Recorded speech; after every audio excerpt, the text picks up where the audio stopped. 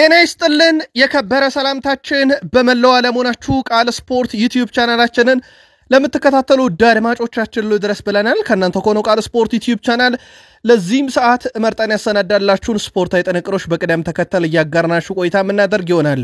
ቃል ስፖርት ዩቲዩብ ቻናላችን ከ78000 በላይ ሰብስክራይበር ባለው ቻናላችን ላይ ማለት ነው። አስቀድመን አፍሪካዊ ጉዳይ እናነሳለን። ከዛ በባህር ማዶ የመረጃ ሰዓታችን የሶስቱን ታላላቅ ሊጎች የሳምንቱን ምርጥ 11 እንነግራችኋለን። ጥያቄ መጥቶልናል። ሜሲ በእርግጠኝነት ወደ ባርሴሎና መለሳለሁ ብሏል ወይ የሚል ጥያቄ መጥቶልናል። ማረጋገጫውን ይዘንላችሁ መተናል። ከባርሴሎና ጋር በተያያዘ ወሳኝ የቡድን ዜና ይዘናል። ማድሪድ ቤት የተቃውሞ ድምጾችን እየሰማን ነው። ስለዚህ ቁጥራዊ መረጃን ይዘን መምጣት ግድ ስላለን ይዘናል። በርከት ያሉ ጉዳቶች ያሉበትን ማድሪድ በቡድን ዜና እናነሳለን። ከዛ ውጪ እዛው አርጀንቲና አትሌቲኮ ማድሪድ የሚጫወተው ዩሊያን አልቫሬዝን የተመለከተ መረጃ ይዘናል። የቀድሞ ዩናይትድ አሁኑ የማርሴይ አጥቂ አነጋጋሪ ቁጥር አለው። ተጨማሪ መረጃ በአውሮፓም ዙሪያ ይዘናል። በተወዳጁ የእንግሊዝ ፕሪሚየር ሊግ ከሻምፒዮንሺፕ ጀምረን እናነሳለን። ከዛ በኋላም በሶፋ ስኮር የሳምንቱን ምርጥ 11 እናስቃኛቸዋለን። በፕሪሚየር ሊግ የመረጃ ሰዓታችን የተከላካዮችን ግብ የማስቆጠር አብዮት፣ እንደዚሁም በትልልቆቹ የፕሪሚየር ሊግ ክለቦቹ በተጨማሪም እንደ አስቶን ቪላ ያለ ክለብን ተጨማሪ መረጃ ይዘናል። በቢግ ሲክስ ቶትናም ቤት ለየት ያለ መረጃ ይዘናል። በሲቲ በኩል ተጨማሪ ጥንቅሮችን ማንሳት እንወዳለን። በተለይም ቲኤንቲ ስፖርት ለየት ያለ መረጃ ይዞቷል። ጋርዲዮላን በመቶኛ አነጻጽረን ስንት ጨዋታ ይፈጅባቸዋል አንድ ዋንጫ ለማንሳት የሚለው እንነግራችኋለን። ቸልሲ ዛሬ በጣም አሳዛኝ ዜና ነው። ወሳኙ ተጫዋቻቸው ለአንድ ወር ተጎድቷል። ሌላኛውን ወሳኝ ተጫዋቻቸውን ደግሞ እናነሳለን። በዚህኛው ሰዓት ላይ ግን አለም ፓርዲው ከማራዶና ጋር ያነጻጸሩትን የቼልሲ ተጫዋች እናነሳለን። ተጨማሪ ጥንቅሮችን ስናነሳም በቼልሲ ቦት የቼልሲ ደጋፊዎች እስከ ፕሮግራማችን ፍጻሜ ቆዩ ብለናል። በሊቨርፑል የመረጃ ሰዓታችን ሊቨርፑሎች ማስረጃና ዶሲያቸውን ይዘው ይግባኝ እየጠየቁ ነው። በአንድ ጉዳይ ላይ ክርክር ላይ ናቸው። ምን በሚለው ታደምጡታላችሁ። ከዛ ውጪ የኦፕታን ቁጥራዊ መረጃ እናነሳለን። ስሎትን እንዳሰልጣኝ የቀድሞ ተጫዋች ጄሚ ካራገር ደግሞ አንድ ሰው በቃው እያለ ነው በሊቨርፑል ቤት ማን እንደሆነ እንነግራችኋለን። ከዛ ውጪ ማካሊስተርና ወንድሙ ሊጣመሩ ነው። ሊቨርፑል ወይንስ የት ተከታተሉታላችሁ። ሊቨርፑል ያንቆዩን። በአርሰናል የመረጃ ሰዓታችን ማዱኬ ተመልሷል። ለምን በሰንደርላንድ ጨዋታ አልኖረም የሚለው ግን ምላሽ ይፈልጋል። ከዛ በዘለለ የቡድን ዜና ስናነሳም በአርሰናል በኩል ማይከል አርቴታ አንዳንድ እየወሰዷቸው ያሉ እርምጃዎች አሉ። ስለ አርሰናል በተለይ ቅርብ ከሆኑ የዜና ምንጮች ውስጥ አንደኛውን ሃንድ ኦፍ አርሰናልስ ስለ አርሰናል የሚለው ነገር አለ። ምናልባት ይሄ በአርሰናል ደጋፊዎች ዘንድ መረጃውን ስናቀርብ የእናንተን የግል መልከታ ስለምንሻ መልከታችሁን በጉዳዩ ላይ ትነግሩናላችሁ። አርሰናል አሁንም ፕሪሚየር ሊጉን እየመራ ወደ እረፍት እንዳመሩ ይታወቃል። ተጨማሪ ጥንቅሮችን ይዘናል። አርሰናላውያንም እስከ ፕሮግራማችን ፍጻሜ ቆዩ። በዩናይትድ በኩል ተጫዋቹ በጉዳት ምክንያትም ከብሔራዊ ቡድን መቀነሱ ይፋ ተደርጓል። ታዲያ ከጉዳቱ ጋር በተያያዘ የዩናይትድ ቤት ምን አዲስ ነገር አለ እንነግራችኋለን በማንቸስተር ዩናይትድ የመረጃ ሰዓታችን ላይ። ከዛ ውጪ በማንቸስተር ዩናይትድ በኩል በጣም የተሻሻሉባቸውን ለየት ያሉ መረጃዎች እንነግራችኋለን። ስኳካቴነት ስፖርት ኦፕታን ተጠቅመን እንነግራችኋለን። በማንቸስተር ዩናይትድ በኩል ትልልቅ ዜናዎችን በቡድን ዜና እናነሳለን። በተለይም ገቢ ከማሰባሰብ ጋር በተያያዘ 3 መረጃዎችን ስንነግራችሁ አንድ ሰው እንዳትረሱ ብለናል። ጋብሪኤል ቢያንቼሪ በማንቸስተር ዩናይትድ የመረጃ ሰዓታችን ቅድሚያ ሰጥተን ከምናያቸው ጉዳዮች ውስጥ ነው። በርከት ያሉ ተጨማሪ መረጃዎችን ይዘናል። ላይክ፣ ሰብስክራይብ፣ ሼር አድርጉን። እስከ ፕሮግራማችን ፍጻሜ ስትቆዩ በሐሳብ መስጫ ሳጥናችን ላይ ሐሳብ አስተያየታችሁን ማጋራት እንዳይረሳ። ይህ ዜና 78000 በላይ ሰብስክራይበር ባለው ቃል ስፖርት ዩቲዩብ ቻናላችን ላይ ብቻ ታገኙታላችሁ። ሌሎቹ ላይ በቅርቡ እርምጃ እንወስዳለን። ከዚህ ጋር በተያያዘ ላደረሳችሁንም ሐሳብ አስተያየት እናመሰግናለን። ቃል ስፖርት ላይ ናችሁ። በድጋሚ መልካም ቆይታ ተመኘን። የ2025 የአፍሪካ ዋንጫ በቀጣይ ጥቂት ወራት ውስጥ ይጀመራል። ከዲሴምበር እስከ ጃንዋሪ መጨረሻ አካባቢ የሚደረግ ነው። በአፍሪካ ዋንጫ ታዲያ በቀጣይነት ሲደረግ አፍሪካ ዋንጫ የሚደረግበት ኳስ በዚህ መልኩ ዛሬ ይፋ ተደርጓል። እንዴት አገኛችሁት ኳሱን? በቀጣይ ሀገራት በዚች ኳስ ነው በአፍሪካ ዋንጫ ፍልሚያቸውን የሚያደርጉት። በአውሮፓ የመረጃ ሰዓታችን የፕሪሚየር ሊግ ምርጥ 11ን በሁስኮርድ ቀደም ባለው መረጃችን ነግረናችሁ ነበረ። የአለን ሺረር እጃችን ላይ ደርሷል። ምርጡ አሰልጣኝ የሳምንቱ የሲቲው ጆሴፍ ፔፕ ጋርዲዮላ ተመርጧል። አለን ሺረር ነው በፕሪሚየር ሊግ የመረጠው። የጨዋታ አቀራረብ 3-1 3-3 1-3 ፎርሜሽንን ተጠቅሟል። አለን ሺረር ማርቲኔዝን ግብ ጠባቂ፣ 3 ተከላካይ ኬን ባላርድ እና ኮንቨንት ተመርጠዋል። 6 ቁጥር ቦታ ላይ ግራኒት ዣካም ከነሱ ፊት ፈርናንዴዝ የዌስትሃም ዩናይትድ ነው። ሱሴክም የዌስትሃም ዩናይትድ ነው። ከ10 ቁጥር ቦታ ላይ ኬረን ዲስፕሪሃል ከኤቨርተን፣ 3 የፊት መስመር ተጫዋቾች አሌሃንድሮ ጋርናቾ ከቼልሲ፣ ጀሬሜ ዱኩ ከማንቸስተር ሲቲ እና ኢገር ቲያጎ ከብሬንትፎርድ ተመርጠዋል። ሞር በ3-1-3-3 ፎርሜሽን የሚመስል በ10 ቁጥር ቦታ ላይ ኬረን ዲስፕሪሃል የያዘ ምርጫ ነው። ለማንኛውም ይህ የአለን ሺረር የሳምንቱ ምርጥ 11 ሲሆን በአሰልጣኝነት ስፍራ ላይ ደግሞ የሲቲው አለቃ ጆሴፕ ፔፕ ጋርዲዮላ ተመርጧል። የጎደለ ካለ መካተት የነበረበት በእናንተ እይታ በቃል ስፖርት ዩቲዩብ ቻናላችን በሐሳብ መስጫ ሳጥናችን ላይ ማድረስ ትችላላችሁ። በጣሊያን ሴሪም በርከት ያሉ ጨዋታዎችን ካየነ በኋላ በ11ኛ ሳምንት ምርጥ 11ዶች ይፋ ተደርጓል። ከትልቆቹ ክለቦች የተመረጡት 2 ተጫዋቾችን ተመልክተናል። አንደኛው የኢንተሩ አጥቂ ላውታሮ ማርቲኔዝ፣ በአማካኝ ስፍራ ላይ የሮማው አማካይ ፔሌግሪኒ ተመርጧል። ከዛ ውጪ ግን እንደ ፓርማ፣ ቦሎኛ ያሉ ክለቦች ምርጫ ሲያካሂዱ ምናልባት ኤሲ ሚላን በኩል ሳልማርክስ ተካቷል በዚህ ዝርዝር ውስጥ። ሌሎቹ ግን አብዛኞቹ ስማቸውን እንኳን በቅጡ በርካታ አድማጮቻችን በማያውቋቸው የጣሊያን ሴሪ ክለቦች የሚጫወቱ ውስጥ ነው። በጀርመን ቡንደስሊጋ ኃያሉ ክለብ ባየር ሙኒክ አንድም ተጫዋች ያላስመረጠበት የሳምንቱ ምርጥ 11 ይፋ ተደርጓል። ከቦሩሲያ ዶርትመንድ ካርሊች ኮሜከ ተመርጧል። በባየርን ሊቨርፑሰን በኩል እንኳን ቢያንስ 4 ተጫዋች ያስመረጠዋል። ፓትሪክ ሼክ፣ አሌክስ ጋርሻን፣ ኢብራሂም ማአዝ እንደዚሁም አሌሃንድሮ ግራማልዶን አካቷል። በትልቅ ደረጃ ሊጠቀስ የሚችል ነው። ስቱትጋርት 3 ተከላካዮችን ማስመረጥ ችሏል።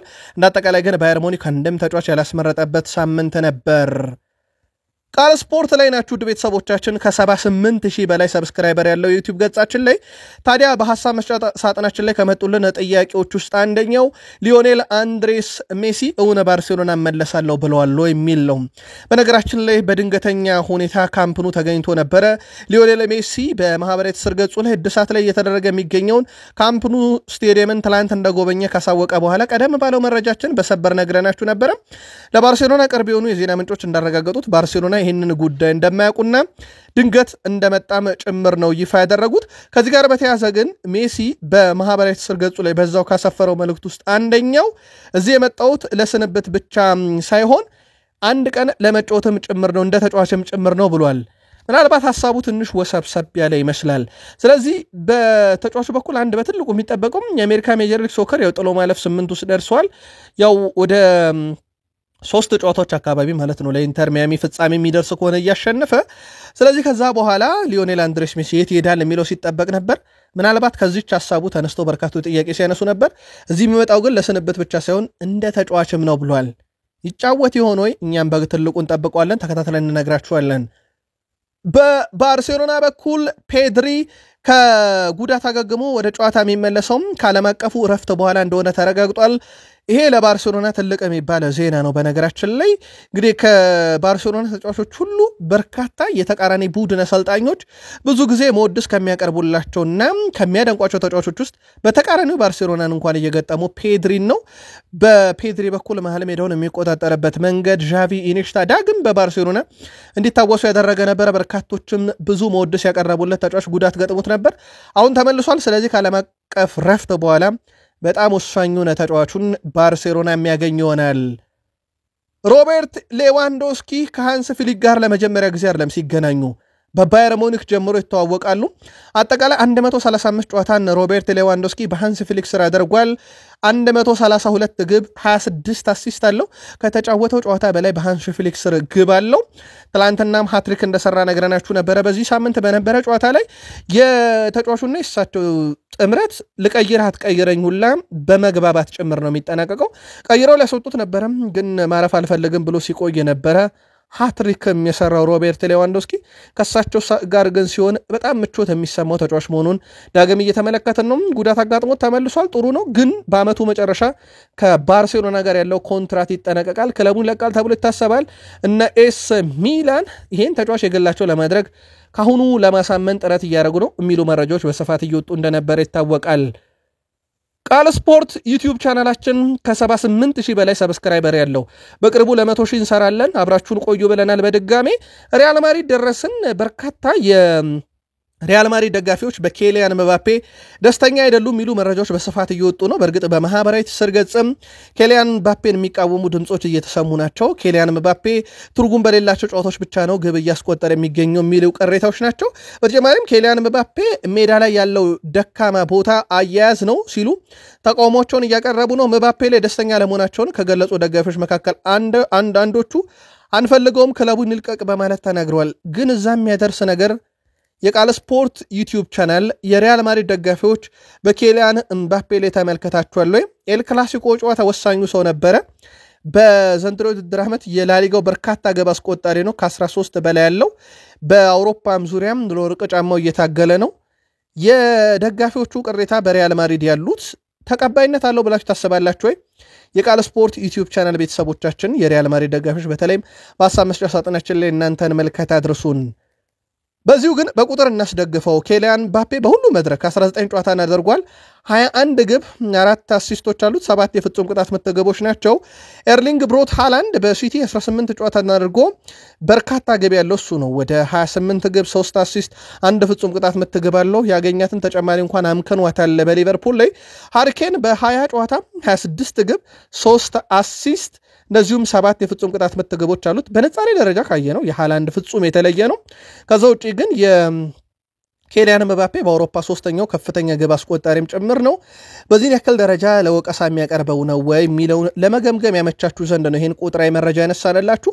የቃል ስፖርት ዩቲዩብ ቻናል የሪያል ማድሪድ ደጋፊዎች በዚህ ጉዳይ ላይ የግል መልከታችሁን ብታጋሩን ደስ ይለናል። ሪያል ማድሪድ ቤልጂየማውን ግብ ጠባቂ ቲቦት ኮርቷን ጉዳት እንዳጋጠመው በይፋ አስታውቋል። ይህንም ተከትሎ ቲቦት ኮርቷም የቤልጂየም ብሔራዊ ቡድን እንደማይቀላቀል ይፋ ተደርጓል። የሪያል ማድሪዱ ግብ ጠባቂ ቲቦት ኮርቷ ባጋጠመው ጉዳት ምክንያት ሪያል ማድሪድ ይፋ ባያደርግም ግን ለሪያል ማድሪድ ቅርብ የሆኑ ምንጮች ከ2 ሳምንት በላይ ከሜዳ ይርቃል የሚሉ መረጃዎችን በስፋት ይዘው እየወጡ ይገኛሉ። በሪያል ማድሪድ በኩል የዚህ ሳምንት ጉዳት የቲቦት ኮርቷ ብቻ አይደለም። ፍሬድሪኮ ቫልቬርዴ በጡንቻ ጉዳት ምክንያት ተቀይሮ እንደወጣ እናውቃለን። ይህም ተጫዋች በትንሹ ከ2 ሳምንት በላይ እንግዲህ ወደ ሜዳ አይመለስም ተብሏል። ስለዚህ ቫልቬርዴም ልክ እንደ ግብ ጠባቂውም ቲቦት ኮርቷ ሁሉ ወደ ብሔራዊ ቡድን ያቀናም ማለት ነው። ስለዚህ በሪያል ማድሪድ የማገገም ሂደቱን ይቀጥላሉ። ሪያል ማድሪድ ወሳኝ ተጫዋቾቹን አምናቶ በጣም የተቸገረበትን ዓመት አሳልፎ ነበረ። አሁን ከባርሴሎና ጋር ያላቸው ነጥብ ልዩነት ጠቧል። ከ5 ወደ 3 ማጥበባቸው ይታወቃል። ሪያል ባርሴሎናዎች ፈታኙ ሰዓት ላይ ምናልባት የኢንተርናሽናል ብሬክ መጥቷል። ይሄ ኢንተርናሽናል ብሬኩ በራሱ ጉዳት ይዞ የመምጣት ቻንስ እንዳለው ሁሉ ጉዳት ላይ የነበሩ ተጫዋቾች ደግሞ አገግመው የሚመጡበት የረፍት ጊዜም እንደሆነ ይታወቃል። እዚሁ ብሔራዊ ቡድን አያይዘን በስፔን ላ ሊጋ ለአትሌቲኮ ማድሪድ የሚጫወተው የፊት መስመሩ ተጫዋች ዩሊያን አልቫሬዝ ከሕክምና ጉዳዮች ጋር በተያያዘ በአርጀንቲና ብሔራዊ ቡድን ውስጥ ተካቶ ወደ አንጎላ ረብጣ ብሮችን ወደሚዘግኑበት አንጎላውያን ወደ ተቃወሙት መሰረተ ልማት በምናለማበት ብር እንዴት ለሊዮኔል አንድሬስ ሜሲና አርጀንቲና ይወጣል በሚል የተቃወሙትን ጨዋታ ላይገኝ ይችላል የሚሉ መረጃዎች በስፋት እየወጡ ይገኛሉ። አንጎላ ከግማሽ በላይ ህዝቧ በረሃብ ውስጥ እንዳለ ይታወቃል። አንጎላ ግን ረብጣ ዶላራን ከስከሳ ሊዮኔል አንድሬስ ሜሲና አርጀንቲና በአንጎላ መጥተው እንዲጫወቱ ያደርጋሉ። በእርግጥ የነጻነታቸውን ቀን ምክንያት በማድረግ ነው ይህንን ግብዣ በ12 ሚሊዮን ዩሮ አካባቢ ክፍያ እንዲመጡ የሚያደርጉት። ከሰሞኑ ትልቅ ጉዳይ እንደነበረ ይታወቃል። በዚህ ጨዋታ ላይ ግን ዩሊያን አልቫሬዝ አይገኝም። ሜሲ ግን አንደኛው የክፍያው አካል ነውና ሜሲ ይገኛል ተብሎ ይታሰባል። በጨዋታው ላይ የቡድኑም ዝርዝር ውስጥ እንዳለ ይታወቃል። ቃል ስፖርት ዩቲዩብ ቻናላችን ላይ ትገኛላችሁ። ከሀገር ቤት እስከ ባህር ማዶ መረጃዎችን እየተከታተላችሁ ነው። 78000 በላይ ሰብስክራይበር ባለው ቻናላችን ብቻ ይሄን ዜና ለቀነዋል። ፈረንሳይ ደረስን ውድ ቤተሰቦቻችን። ሜሰን ግሪንውድ ከዩናይትድ ከለቀቀ በኋላ በሄታፌ ራሱን በደንብ አሳየ። ከዛ ሄታፌ ያየውን ብቃቱን ማርሴ ግምት ውስጥ አስገብቶ ከዩናይትድ ስንሸጠው ግማሹን እንሰጣቸዋለን ብለው በዝቅተኛ ገንዘብ ነበረ ከዩናይትድ የገዙት። በዚህ ዓመት 11 ጨዋታዎችን ለኦሎምፒክ ማርሴይ ያደርጓል። 11 የግብ አስተዋጽኦ አለው። እጅግ በጣም አስደናቂ የሚባል የውድድር ዓመትን ከማርሴ ጋር እያሳለፈ ይገኛል። በማርሴ በኩል ተጫዋቹን እንደውም በዚህ ክረምት ላይ ሊለቁት ይችላሉ የሚሉ መረጃዎች በስፋት ሲወጡ ነበረ። ስሙ እንደውም ከሀያላን ክለቦች ከባርሴሎናም ጭምር ሲያዝ እንደነበረ ተመልክተናል። ግን በዛው በማርሴ ነው ይሄን ዓመት የጀመረው። ቀጣይ ክረምትም አጀንዳ መሆኑ አይቀርም። አስደናቂ የግራግር ተጫዋች ዩናይትድ ከዚህ ተጫዋች ትርፉ ከሽያጩ 50% ብቻ ማግኘት ነው። ከዛ ውጭ ግን በብቃት ደረጃ ግሪንውድን ማጣት በብዙ ዩናይትዳውያን ዘንድ እንደ ቅሬታም ሲነሳ የነበረ ጉዳይ እንደነበር ይታወቃል። ውድ ቤተሰቦቻችን ከተወዳጁ የእንግሊዝ ፕሪሚየር ሊግ ታላላቅ ክለቦች ወዳገኘናቸው ተጨማሪ ስፖርታዊ ጥንቅሮች ወደምናልፍበት የመረጃ ሰዓታችን ላይ ደርሰናል። ቃል ስፖርት ላይ ናችሁ። በድጋሚ ቃል ስፖርት ላይ መሆናችሁን ቼክ አድርጉ። ከቃል ስፖርት ዩቲዩብ ቻናል የፕሪሚየር ሊግ መረጃችን አስቀድመን የሶፋ ስኮርን ምርጥ 11 እንንገራችሁ። በአለን ሺረር በሁስኮርድ የቀረቡትን ነግረናችሁ ነበር። በተወሰነ መንገድ ተመሳሳይነት አላቸው። የሁስኮርድ የአለን ሺረር እና የሶፋ ስኮር ግብ ጠባቂ ሜናኖ ማርቲኔዝ ነው። በ3-4-3 ፎርሜሽን ኮንቨንት ተመርጧል። በተከላካይ ኬን እና ባላርድ አብዛኞቹ እነኚህም በሁስኮርድና ባለን ሺረር አሉ። ጀሬሚ ዶኩ፣ ኦናና፣ ጎንዛሌስ፣ ሳካ ተመርጠዋል። ምናልባት ሳካ ከሁለቱ በኩል የሌለው ነው። ከዛ በዘለለ በአጥቂ ስፍራ ላይ አሌሃንድሮ ጋርናቾ፣ ኢገር፣ ቲያጎና ኔቶ ተመርጧል። ሞር እነኚህም ተቀራራቢነት ያላቸው ናቸው በሶስቱ በኩል። የተወሰኑ ግን የተጫዋች ልውውጦች አሉ። ምናልባት የእናንተ ምርጥ 11 ግን የራሳችሁን የምታወጡ ከሆነ በቃል ስፖርት ዩቲዩብ ቻናል ሀሳብ መስጫ ሳጥናችን ላይ ላኩልን። ወደ ፕሪሚየር ሊጉ ለማደግ በሚደረጉ ጥረቶች ሻምፒዮንሺፕ አለ። ወደ ሻምፒዮንሺፑ ለማደግ ደግሞ ሊግ 1 የሚባል ውድድር እንዳለ ይታወቃል። እዛ ላይ የሚሳተፍ ሉተን ታውን በቀድሞ የአርሰናል ሰው ጃክ ዊልሸር ይሰለጥናል።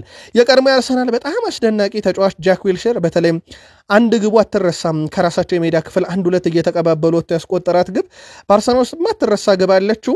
ታዲያ ይህ ጃክ ዊልሸር በአሰልጣኝነት ስራው የመጀመሪያውን ስራ ነው በተነገራችን ላይ በክለብ ደረጃ በብቸኝነት አሰልጣኝ ሲመራ። ሉተን ታውን ያለፉትን 4 ጨዋታ 4ቱንም ድል አድርጓል። በ4 ጨዋታ 4 ግብ ነው የተቆጠረበት። በአማካይ በጨዋታ 1 ግብ ነው። በተቃራኒው ግን በተቃራኒ መረብ ላይ ወደ 11 የሚጠጉ ግቦችን ቡድኑ ማሳረፍ ችሏል። በደረጃ ሰንጠረዡ ከመሪው በ6 ነጥብ ብቻ አንሶ በጊዜነት 9ኛ ደረጃ ላይ ናቸው የሚገኙት። አንድ ቀሪ ጨዋታ ደግሞ አለው። ሉተን ታውን የሚያሸንፍ ከሆነ ደረጃውን ማሻሻል ይችላል። ወደ ሻምፒዮንሺፑ ለመመለስ በሚደረገው ጥረት ላይ ጠንካራ ስራን እየሰራ ነው የቀድሞ የአርሰናል ተጫዋች ጃክ ዊልሸር። ባለፉት 5 ዓመታት ውስጥ ውድ ቤተሰቦቻችን ተከላካይ ሆኖ በርካታ ግብ ያስቆጠረው ማጋሌሽ ነው።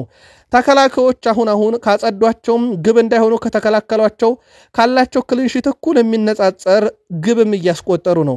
ጋብሪኤል ማጋሌሽ በአርሰናል ይሄን አብዮት ከላይ ሆኖ ይመራዋል። ባለፉት 5 ዓመታት 18 ግብ ይዞ ሁለተኛው ሰው ማይክል ኬን ሆኗል። 13 ደረሰ። በዚህ ሳምንት ላይ የትሬንት አሌክሳንደር አርኖልድን ቁጥር አልፎታል። 12 ነበረ። ፋቢያን ሻር 12፣ ቨርጅል ቫንዳይክ 12 ነበር። አሁን ማይክል ኬን በዚህ ሳምንትም ከማዕዘን የመጣች ኳስ በጭንቅላት አስቆጥሮ ኤቨርተን 2-0 ጨዋታው እንዲረታ አድርጎ ነበረ ፉልሃምን። እናም ያቺን ግብ ማስቆጠሩን ተከትሎ ሁለተኛው ሰው ሆኗል ከጋብሪኤል ማጋሌሽ ቀጥሎ። ተከላካዮች አሁን ይከላከላሉ ብቻ አይደለም ግብም ያስቆጠራሉ። ምክንያቱም ፕሪሚየር ሊጉ ሞር የቆመ ኳስ ላይ ከቅርብ ጊዜ ወዲህ ግቦች እያየንበት እንደሆነ ይታወቃል። አስቶን ቪላ ኡናይ ኤምሬን ከቀጠረ በኋላ ብዙ ነገሮች ተለውጧል። በእርግጥ ከሰሞኑም አንድ መረጃ ደርሰናቸዋል። ያለፉት 3 ዓመታት የአውሮፓ መድረክ በዚህ ቡድን አልቀረም፣ የአውሮፓ ሻምፒዮንስ ሊግም ጨምሮ። እሳቸው ኡናይ ኤምሬ እስካሁን 57 ጨዋታ መርተዋል። በእሳቸው በኩል እንግዲህ ቡድኑ ዘንድሮ በእሳቸው ዘመን የሰበሰባቸው ነጥቦች 121 ነጥቦችን ይዟል። እሳቸው አሰልጣኝ ከሆኑ በኋላ በፕሪሚየር ሊጉ በርካታ ነጥብ በመሰብሰብ 4ኛው አሰልጣኝ ናቸው። በእሳቸው በኩል ከ36 ድል ከ57 ጨዋታ 13 አቻ 8 ተሸንፎ 121 ነጥብ ሰብስበዋል። በተመሳይ እሳቸው ከመምጣታቸው በፊት የነበረው የመጨረሻ 57 ጨዋታ ቡድኑ 21 ድል 11 አቻ 25 ሽንፈት ገጥሞት ነበረ። 74 ነጥብ ነበረው። እንደ አጠቃላይ በእነኛ ጨዋታ ደግሞ 14ኛ ደረጃ ነበር የሚቀመጠው። ኡናይ ኤምሬ በአስቶን ቪላ ቤት ነገሮችን ቀያይረዋል። ይህ ዓመት ሲጀመር ግን በጣም የተፈራላቸው አሰልጣኝ ነበሩ። ጅማሬያቸው ጥሩ አልነበረም። አሁን ግን በጥሩ ቅርጽ ላይ የሚገኝ ቡድን እንደገነቡ ይታወቃል። ቢግ 6 ክለቦች ወዳገኘነው መረጃ እንሻገር። ቃል ስፖርት ከ78,000 በላይ ሰብስክራይበር ያለው ቻናላችን ላይ ናችሁ። ሪቻርልሰን መለያውን አውልቆ ደስታውን ገልጾ ውጤት ሲቀለበስበት የዩናይትድ ጨዋታ የመጀመሪያው አይደለም። በነገራችን ላይ ሪቻርልሰን ከዚህ ቀደም 2023 ላይ ሊቨርፑል ላይ ያቻነት ግብ አስቆጥሮ መለያውንም አውልቆ ድብልቅልቅ ያለ ደስታ ውስጥ ነበረ። ነገር ግን ደቂቃ ብቻ ነው የፈጀባቸው ሊቨርፑል የማሸነፊያ ግብ አስቆጥሮ ጨዋታው በሊቨርፑል አሸናፊነት ተጠናቀቀ። በዚህም ሳምንት በነበረ 11ኛ ሳምንት መርሃ ግብር ላይ 91ኛው ደቂቃ ላይ ዩናይትድ ላይ ግብ አስቆጥሮ ስቴዲየሙ ተነቃንቆ ነበር። እሱም በግድ ነው በነገራችን ላይ መለያውን ያወለቀው። እንዳያወልቅ ብዙ ጥረት ተደርጎ ነበር፣ ግን የቡድን አጋሮቹን አምልጦ አወለቀ። ዩናይትድ ከ5 ደቂቃ በኋላ አቻ አደረገ። ይህ በሪቻርልሰን ህይወት ውስጥ ብርቅ አይደለም ይላል የኢኤስፒኤን ስፖርት። 2023 ሊቨርፑልም ላይ ገጥሞት ነበረ።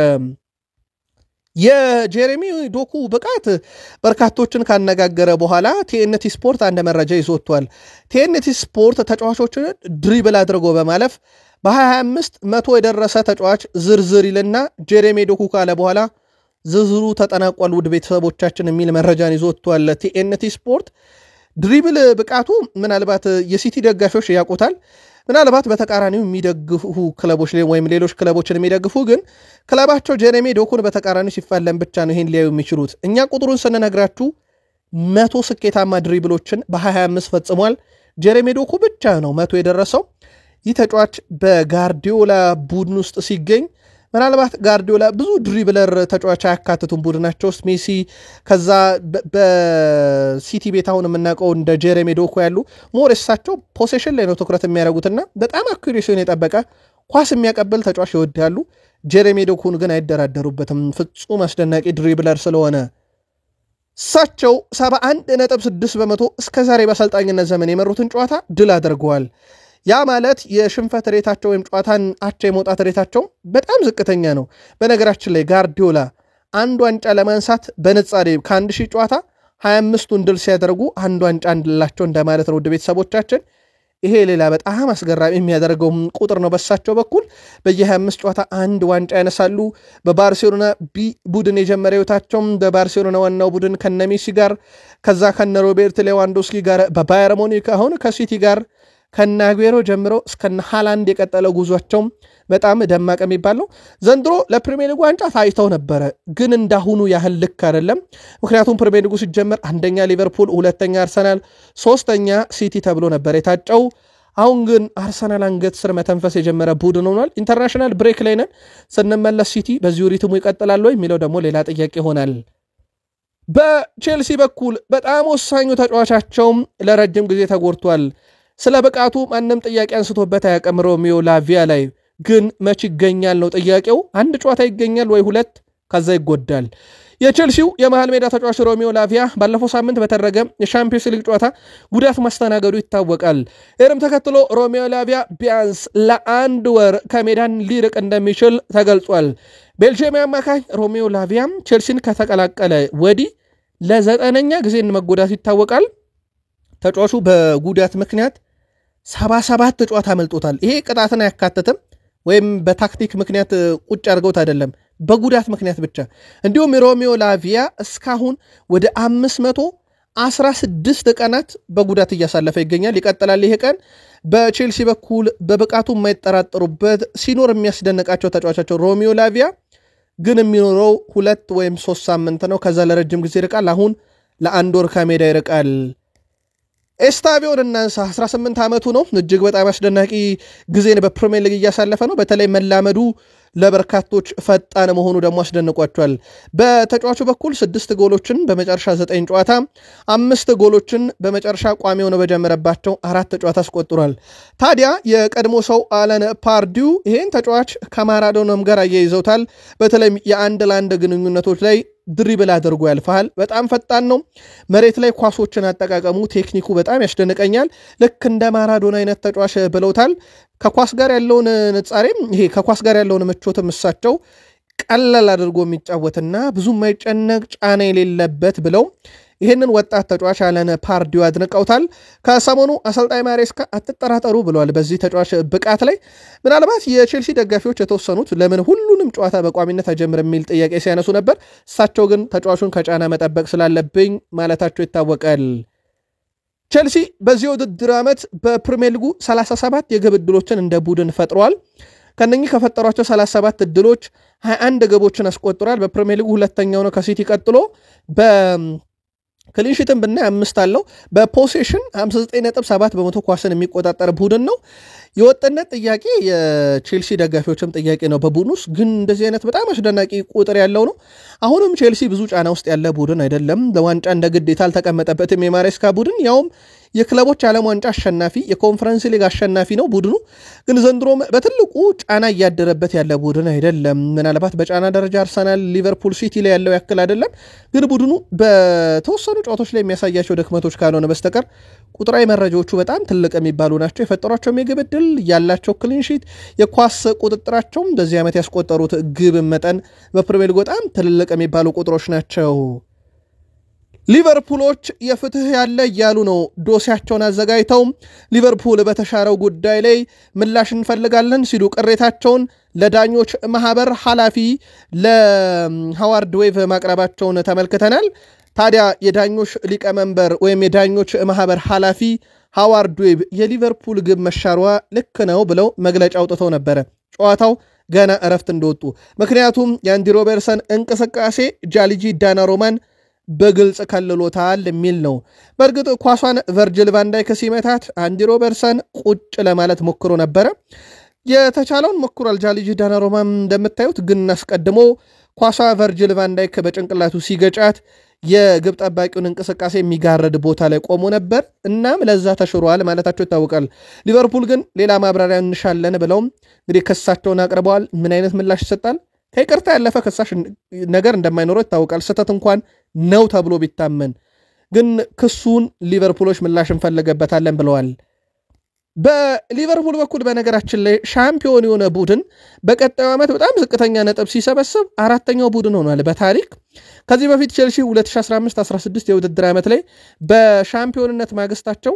በ11 ጨዋታ 11 ነጥብ ሰብስበው በጣም አስከፊው ቁጥር ነው እስካሁንም በነገራችን ላይ ነው አስከፊው ቁጥር በፕሪሚየር ሊጉ ሌስተር ሲቲ ሻምፒዮን በሆኑበት በ2015-16 የውድድር ዓመት ማግስት በ2016-17 ማለት ነው ከ11 ጨዋታ 12 ነጥብ ሰብስበው ሌላ በጣም አስከፊ ዓመት ተሰለፉ ብላክበርን ሮቨር 1995-96 ላይ ዋንጫ በበሉበት ዓመት በ11 ሳምንት 14 ነጥብ ሰብስበው ሶስተኛው አስከፊ ውጤት ነው አሁን ሊቨርፑል አራተኛውን ይዞታል በውድድር ዓመቱ አምና ሻምፒዮን ሆኖ ዘንድሮ 18 ነጥብ ይዟል በእርግጥ ይሄንን ቁጥር ዩናይትድም በ2001-2 ላይ ይዞት ነበር 18 ነጥቦችን ሰብስቦ ነበር በቀጣዩ ዓመት ሊቨርፑል በታሪክ አራተኛውን በጣም ዝቅተኛ ነጥብ ከሻምፒዮንነት ማግስት በኋላ የሰበሰበው ክለብ ሆኗል አርኔ ስሎት 25 አልቀናቸው ማለት ይቻላል ምናልባት የቡድኑ የሳቸው አይደለም የክሎፕ ቡድን ዋንጫ ያነሳው የሚል ቅሬታም ሲቀርብባቸው እንደነበር ይታወቃል ታዲያ አርኔ ስሎት 25 ከገባ በኋላ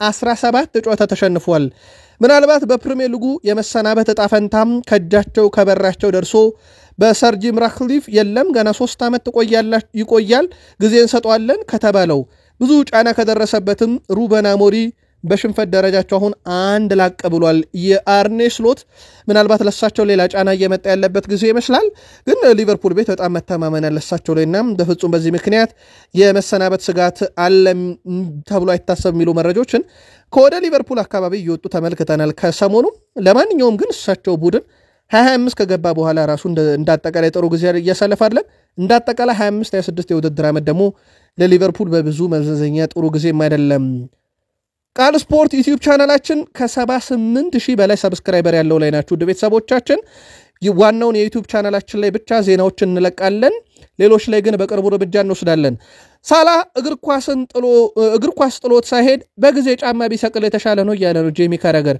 እቺን አረፍተ ነገር እቺን ሐረግ ከዚህ ቀደምም ለካዜሜሮ ለዩናይትድ አማካይ ተናግሮ ነበር ዛሬ ካዜሜሮ ለዩናይትድ ቁልፍ ሰው ነው ስለ ሳላ ቁልፍ ተጫዋችነት ማህደሮችን ገልጦ ማየት በቂ ነው ዘንድሮም ቢሆን እንደ ቡድን እንዳጠቃላይ ሊቨርፑል ደካማ ነው ጥያቄ የለውም ሳላ ብቻውን ተነጣጥሮ የሚወቀስ ነው ወይ ለደጋፊዎች እንተው ጄሚ ካራገር ግን ሳላ በቃው ያለ ነው በነገራችን ላይ ጄሚ ካራገር እና ሳላ መካከል ጥሩ ግንኙነት እንደሌለ ይታወቃል ምክንያቱ ግልጽ አይደለም ጄሚ ካራገር ብዙ ትችቶችን ከሚያቀርቡ ግለሰቦች ውስጥ አንደኛው ነው ከቀድሞ ተጫዋች ሁሉንም የፕሪሚየር ሊግ ክለቦች ምሮ ያቀም በዚህ ረገድ ታዲያ ከዚህ ጋር በተያያዘ ውድ ቤተሰቦቻችን ጄሚ ካራገር ልክ ካዜሜሮን እንዳለው ሳላም እግር ኳስ ሳትቶ እሱ ቢቶ እያለ ይገኛል የእናንተን ምላሽ አድርሱን የሊቨርፑሉ አማካይ ስፍራ ተጫዋች አሌክሲስ ማካሊስተር ከወንድሙ ጋር ሊጣመር ነው የሚጣመረው ግን በሊቨርፑል አይደለም።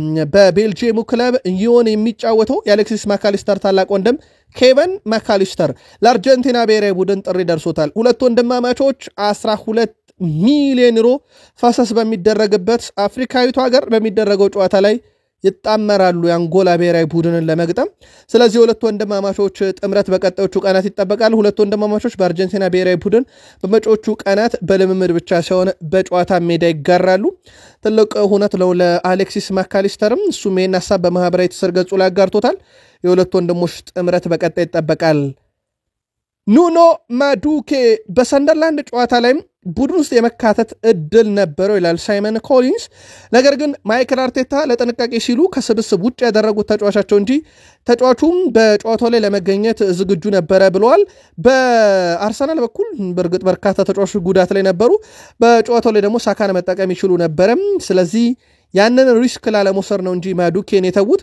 ከዛ ውጪ ማዱኬን በኩል ለጨዋታው ዝግጁ ነበረ ተብሏል። ያው ከስብስብ ውጭ አድርገውታል ለጥንቃቄ ሲባል። ሳካን ግን ካነሳን በዚህ ውድ ቤተሰቦቻችን ቡካዮ ሳካ በአርሰናል ውዱ ተከፋይና የረጅም ጊዜ ኮንትራቱን ለመፈረም ከአርሰናል ባለስልጣናት ጋር የተወሰነ ነገር ብቻ ይቀሩታል የሚሉ መረጃዎች በስፋት እየወጡ ነው። ሁለቱም አካሎች ኮንትራቱን በማራዘም ሂደት ላይ እርግጠኞች ናቸው ተብሏል። ስለዚህ በቡድን ውስጥ የሳካ ኮንትራት መፈረም በራሱ ትልቅ መነቃቃትን ሊፈጥር ይችላል ተብሎ ይታሰባል። ሳካ በቅርቡ በአርሰናል ቤት ውዱ ተከፋይ የሚያደርገው ነው ኮንትራት ይፈርማል የሚሉ መረጃዎች እንደዚሁ ከአርሰናል በኩል በስፋት እየወጡ ይገኛሉ። በአርሰናል ሌላኛው መረጃችን ውድ ቤተሰቦቻችን ከጋብሪኤል ጄሱስ ጋር በተያዘ ይህም ተጫዋች ጥንቃቄ ይደረጋል ብለዋል ማይክል አርቴታ። ማይክል አርቴታ ከኢንተርናሽናል ብሬክ በኋላ በጥሩ ሁኔታ ገግመን እንመለሳለን፣ አሁንም ቢሆን ሽንፈት አይደለም ያጋጠመን ያሉት እሳቸው ከዓለም አቀፍ ረፍት በኋላ ጊዜ ወስደን ዳግም እንጀምራለን፣ እንደገና እንቀጥላለን ካቆምንበት ባሉበት ንግግራቸው ጋብሪኤል ጄሱስ ተመልሷል፣ ነገር ግን ጊዜ ይፈልጋል፣ በፍጥነት ወደ ሜዳ እንመለስ፣ እሱን እንቸገራለን ብለዋል። ምናልባት የጉዳቱ ሁኔታ ዳግም እንዲያገርሽበት አይፈልጉም። ምክንያቱም ከጋብሪኤል ጄሱስ ከዚህ በኋላ አርሰናል የሽያጭ ገንዘብን ማግኘት ቅድሚያ ይሰጣል ሜዳ ላይ ከሚያገኘው ግልጋሎት ይልቅ። ተጫዋቹ የብቃት ችግር ባይኖርም በእርግጥ ይሄ እንደ ትራዲሽናል ነምበር 9 አይደለም። ይሄ ግብ ብቻ የሚያስቆጥሩት እና ሃላንድ አይነት ተጫዋች አይደለም። 9 ቁጥርነቱ የሱ 9 ቁጥርነት ሞር ከኳስ ጋር መጮት የሚሰማው ሌሎችን መጮት የሚችል ኳስን ሳጥን ውስጥ መጮት የሚችል አይነት ተጫዋች ነው። ሲቲዎች ለአርሰናል ከሸጡት በኋላ አንዱ አርሰናል የተቸገረው ታዲያ በጉዳት እያጣው ነው። እሳቸውም ጥንቃቄ አድርገን እንመልሰዋለን ብለዋል። ከኢንተርናሽናል ብሬክ በኋላ ሃንድ ኦፍ አርሰናል ቡድኑ ከሰንደርላንድ ጋር አቻ መውጣቱን በተመለከተ እንደ ሽንፈት ነው እየተቆጠረ ያለው ብሏል። በአርሰናል መልበሻ ክፍል ውስጥ የአርሰናል ተጫዋቾች ጨዋታውን እንደ ሽንፈት ነው የቆጠሩት፣ ይሄም በአርሰናል ውስጥ ያለውን ተነሳሽነት ያሳያል ብሏል። አርሰናሎች በዚህ ውድድር ዓመት በየትኛውም ጨዋታ ነጥብ መጣልን አይሹም፣ ይሄንንም ተመልክተናል። የሀገራት ጨዋታ ደግሞ ከዚህ ስሜታቸው ተረጋግተው እንዲመጡና በቡድን ውስጥ ያለውን ተጨማሪ ኃይል እንዲያገኙ ከጉዳት የሚመጡ ተጫዋቾችን ይጠቅማል ብሏል። የአርሰናል ቡድን አባላት ግን አቻ መውጣታቸውን እንደ ሽንፈት ቆጥረውት እንዳይደገም እንደሚሰሩበትም አሳስበዋል ብሏል። ይሄ ጥሩ ተነሳሽነት ነው።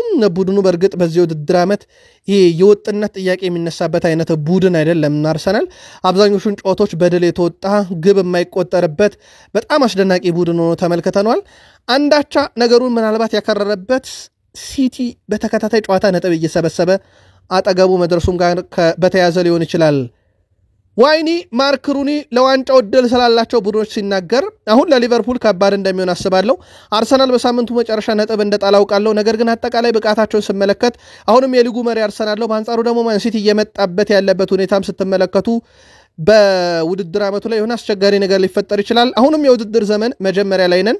ነገር ግን እኔ እንደማስበው አሁን ሁለት ቡድኖች ማለትም አርሰናልና ማንቸስተር ሲቲ ለዋንጫ ሊፎካከሩ የሚችሉበት ሰዓት የደረሰ ይመስለኛል። ሊቨርፑል ከዚህ በኋላ አንሰራርቶ ለፕሪሚየር ሊግ ዋንጫ የሚፎካከር አይመስለኝም። አርሰናል ማን ሲቲ ስለ መምጣት ትንሽ ይጨነቃል፣ ግን ከሁለቱ አንዱ ሻምፒዮን ይሆናል ብዬ አስባለሁ። ምናልባት ግምቴ ወደ አርሰናል ሊያመዝን ይችላል ብሏል። የቀድሞ የማንቸስተር ዩናይትድ የአማካኝ የአጥቂም ስፍራ ተጫዋች ሁለገቡ ዋይኒ ማርክ ሩኒ። ቃል ስፖርት ላይ ናችሁ። ላይክ ሰብስክራይብ ሼር ማድረግ እንዳይረሳ። ይህን ዜናም የለቀቅነው በቃል ስፖርት ዩቲዩብ ቻናል ላይ ብቻ ነው። ውድ ቤተሰቦቻችን የማንቸስተር ዩናይትዱ የፊት መስመር አጥቂ ቤንያሚን ሼሽኮ ቡድኑ ነጥብ በጣለበት ጨዋታ ላይ ተቀይሮ ገብቶ በጉዳት ተቀይሮ እንደወጣ ይታወቃል፣ ከቶትናም ጨዋታ ጋር ማለት ነው። ታዲያ ማንቸስተር ዩናይትድ በቅርቡ ይፋዊ መግለጫ ይወጣል ተብሎ ይጠበቃል። ከዚህ ጋር በተያያዘ ዩናይትድን ይፋዊ መግለጫ እንነግራችኋለን። ግን ለዩናይትድ ቅርብ የሆኑ ምንጮች የዚህ ተጫዋች ጉዳትን በተመለከተ ለሁለት ሳምንት በበለጠ ጊዜ ከሜዳ ሊርቅ ይችላል የሚሉ መረጃዎችን በስፋት እየወጡ ይገኛሉ። የስሎቫኒያ አሰልጣኝ ማትሺያ ኬክ ከቤንያሚን ሼሽኮ ጋር በተያያዘ ከትልቅ ክብር ጋር እንደ ማንቸስተር ዩናይትድ ካለ ትልቅ ክለብ ትንሽ ከባድ ነው። እኛ እስካሁን ምንም ነገር አልሰማንም። እኛ በይፋ ምንም የደረሰን ነገር የለም። ምንም ዶክመንት ሆነ ደብዳቤ ስለ ጉዳዩ አልደረሰንም። እኛ የራሳችንን የሕክምና ቡድን አባላትም በጉዳዩ ዙሪያ ተሳታፊ እንዲሆኑ እንፈልጋለን። የእኛ ዶክተሮች በዚህ ፊልድም የተዋጣላቸው ናቸው። ስለዚህ በቀጣይ ከዩናይትድ ጋር እንነጋገራለን ብለዋል። በማንቸስተር ዩናይትድ በኩል ይህንን ተጫዋች ጉዳይ በተመለከተ ግን በቅርብ ሰዓታት ውስጥ መግለጫ ያወጣሉ የሚሉ መረጃዎች ናቸው በስፋት እየወጡ የሚገኙት። በማንቸስተር ዩናይትድ በኩል ቡድኑ በጣም የተሻሻለበትን ነገር ኦፕታ ስኩዋካና እንደዚሁም ደግሞ በርከት ያሉ ቁጥራዊ መረጃዎችን ይዘው የሚወጡት የመረጃ ምንጮች ይዘው ወጥተዋል። የዘ አትሌቲክን መረጃ ግን እንንገራችሁ። ከመቶ የማዕዘን ምቶች ዩናይትድ ዘንድሮ 7.1ን ግብ እያደረገ ነው። አምና 3.4ቱን ነው። ካቻምናም 3.4 2022-23 ላይ 3.5 ነበረ። ዘንድሮ ግን ከሁለቱም ዓመታት በእጥፍ የላቀ ነው የቆመ ኳስ አጠቃቀሙ። እንዳጠቃላይ ማንቸስተር ዩናይትድ በዚህ ሳምንትም አቻ ሲሆን ከማዕዘን ምት የመጣች ግብን አስቆጥረው እንደነበረ ይታወቃልና በዚህ ነገር ማንቸስተር ዩናይትድ የቆመ ኳስ አጠቃቀም ላይ ከሶስቱም ዓመታት ዘንድሮ በጣም የተሻለን ጊዜ እያሳለፈ ይገኛል። በማንቸስተር ዩናይትድም አንደኛው ሩበን አሞሪም ቡድኑን ሁለገብ ወደ ማድረግ ቀይሮታል ሲባል የቆመ ኳስ አጠቃቀምም ጉዳይ ላይ ነው። ማንቸስተር ዩናይትድ በደረጃ ሰንጠረዡ ላይ 18 ነጥብ ይዞ 7ኛ ላይ እንደሚገኝ ይታወቃል። በነገራችን ላይ ማንቸስተር ዩናይትድ በደረጃ ሰንጠረዡ እስከ 8ኛ ካሉት ክለቦች ከ7 ውስጥ ማለት ነው ያልገጠመው አስቶን ቪላ ብቻ ነው። ከዚህ ውስጥ አርሰናልን ገጥሟል፣ ሲቲ፣ ቼልሲ፣ ሰንደርላንድ፣ ቶትናም፣ ሊቨርፑልን ገጥሟል። ዩናይትድ እነኚህ ከላይ ከአናቱም ያሉትን ከግርጌውም ያለውን ጨምሮ ገጥሞ አንድ አስቶን ቪላ ብቻ ነው የሚቀረው። ያ ማለት ማንቸስተር ዩናይትድ በዚህ የውድድር ዓመት ከበባድ ክለቦችን ወይም በፕሪሚየር ሊጉ ጠንካራ ጅማሮ ያላቸውን ክለቦች በሙሉ ገጥሟል። በቀጣይነት በንጻሬ ከዩናይትድ በደረጃ በታች ያሉ ክለቦችን ነው የሚገጥመው። በእርግጥ ፕሪሚየር ሊጉ ለሁሉም ክለቦች ፈታኝ ነው። ጋርዲዮላም ያሉት ያንን ነበረ። አሸናፊ ቡድን የለም በየሳምንቱ ተቀያይሮ ነው ማለታቸው ይታወቃል። ዩናይትድ ግን በዚህ መንገድ በብዙ መንገድ ተሻሽሎ ተመልክተነዋል። በዚህ ውድድር ዓመት ከብራዚላዊ አማካይ ካርሎስ ካዝሜሮም በላይ በዩናይትድ ቤት በርካታ ታክሎችን የፈጸመ የለም። ከዩናይትድ ተጫዋቾች ቀዳሚ ነው። ብዙ የተታቸው ተጫዋች አሁን ለዩናይትድ ዋና ሰው ሆኗል። ከተጫዋች ጋር በተያያዘ ግን የማንቸስተር ዩናይትድ ወጣት የኋላ መስመር ተጫዋች ጄምስ ኦቪር በቀጣዩ ዓለም ዋንጫ ውድድር ሀገር ሊወክል ይችላል እየተባለ ነው። አውስትራሊያ ጄምስ ኦቪር ምንም እንኳን በማንቸስተር ዩናይትድ ዋናው ቡድን ተሰልፎ ባይጫወትም በዓለም ዋንጫ ግን ሊጫወት ይችላል የሚሉ መረጃዎች በስፋት እየወጡ ነው። ጄምስ ኦቪር አሁን ላይ ከአውስትራሊያም ቀጣይ ላይ የምታደርጋቸው ወዳጅነት ጨዋታ ለመጀመሪያ ጊዜ ለዋናው ቡድን ይጫወታል። ለማንቸስተር ዩናይትድ ዋና ቡድን ሳይጫወት ለብሔራዊ ቡድን የሚጫወት ተጫዋች ልናይ ነው። ዩናይትድ አካዳሚ ላይ በጥብቅ እየሰራ እንደሆነ ይታወቃል። ሌላኛው ማሳያ ተደርጎ ሊወሰድ ይችላል። ከዚህ ጋር በተያያዘ ግን አንድ መረጃ ለማከል ያክል በማንቸስተር ዩናይትድ ከ21 ዓመት በታቸው ቡድን ውስጥ ራሱ አንድ ተጫዋች አለ፣ ጋብሪኤል ቢያንቼሪ። ይህን ስም እንዳትረሱት ብለናል። በ21 ዓመት በታች የእንግሊዝ ፕሪሚየር ሊግ የወሩ ምርጥ ተጫዋች እጩ ውስጥ መካተት የቻለ ተጫዋች ነው። ዩናይትድ አካዳሚ ላይ ምን ያህል እየሰራ እንደሆነ ማሳያም ሌላኛው ነው። ቤልጂየማዊ ቲቦት ኮርቷ በሪያል ማድሪድ በኩል ጉዳት ሲያስተናግድ ከብሔራዊ ቡድን ውጭ ይሆናል ተብሎ ይታሰባል። ይሄም ለዩናይትዱ ግብ ጠባቂ ሴላንመንስ ቀን ያወጣለታል እየተባለ ነው። ቤልጂየም በቀጣይ ለምታደርጋቸው የሀገራት ጨዋታም የዩናይትዱ ግብ ጠባቂ ሴላንመንስ በቋሚነት ሊጀምር የሚችልበት ሰፊ እድል አለ ተብሏል። ይሄ ደግሞ ሌላ በራስ መተማመኑን ለግብ ጠባቂው ሊያሳድግለት ይችላል ተብሎ ይታሰባል። በዩናይትድ በኩል ከገቢ ጋር በተያያዘ 3 መረጃዎች በስፋት እየወጡ ነው። አንደኛው ማንቸስተር ዩናይትድ ከመጪው ጁን 2026 ጀምሮ ደጋፊዎች በአዲሱ የልምምድ ማዕከል ካሪንግተንን ጉብኝት እንዲያደርጉ ለአንድ ሰው 100 ፓውንድ እየከፈለ ገብቶ እንዲያይ ይህም ቡድኑን በገቢ ለማገዝ ተብሏል። ሌላኛው ማንቸስተር ዩናይትድ በውድድር ዓመቱ አጋማሽ ወደ ሳውዲ አረቢያ በማምራት የወዳጅነት ጨዋታም ለማድረግና ረብጣ ገንዘቦችን ለመሰብሰብ እቅድ አለው የሚል።